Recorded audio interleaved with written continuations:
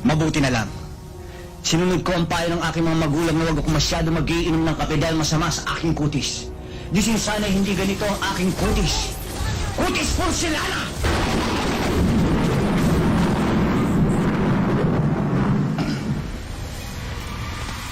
At sa katawan, pag ito ang nakita ni Don Solueta, tiyak mamamatay! Si Richard Gomez sa inggit!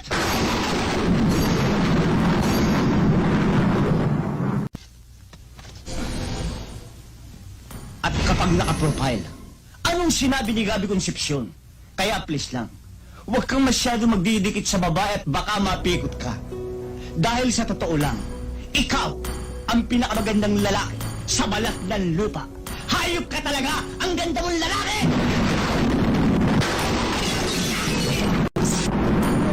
Sa mga kasalanan ko, sa mga kasinungalingan ko, nagbibiro lang naman ako eh. Kayo naman.